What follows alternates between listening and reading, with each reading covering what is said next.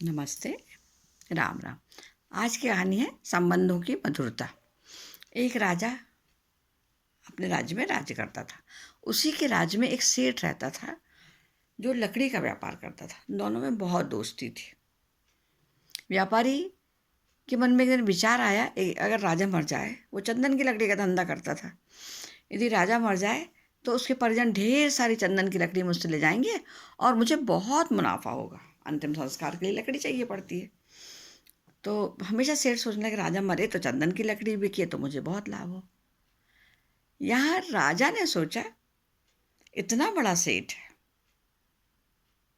बहुत बड़ा सेठ है, बहुत बड़ा व्यापारी है, इसने बहुत दौलत कमा ली है, कुछ ऐसा करना चाहिए जिससे इसका धन राज्य के खजाने में मिल जाए, जमा कर लिया जाए। इस तरह दोनों दोस्त मिलते तो जरूर, पर दोनों के मन में ये बात आती रहती। मिलते बहुत अच्छे से बात करते, पर मन में एक बात रहती कि इसका पैसा मेरे राज्य में आ जाए और ये मरे तो मुझे चंदन की लकड़ी बेचूं तो मुझे व्यापार में लाभ। धीरे धीरे दोनों जन कमजोर होने लगे। तो एक दिन नगर से जो सेठ था उसने नहीं रहा, उसने कहा, राजन आप कुछ दिनों से बीमार से लग रहा है, ठंडे ठंडे से लग रहा है, कुछ उत्साह नहीं दिखता, ऐसा क्यों? तो राजन ने कहा, मुझे भी ऐसे ही लग रहा है कि तुम भी कुछ कमजोर से दिखते हो, क्या बात है? दोनों ने कहा, चलो अपन महात्मा से बात करके आते, बड़े साधु संतों से पूछ के आते क्या बात है, ऐसा क्यों हो रहा। दोनों गए, दोनों महात्मा के पास गए, दोनों ने अपनी अपनी उलझन बताई। तो पहले आप दोनों, जैसा उनका विचार था वो था, तो आप दोनों पहले बैठो आराम से। साधु जी ने कहा। तो दोनों आराम से बैठ गए। बोले, अब बताओ क्या बात है।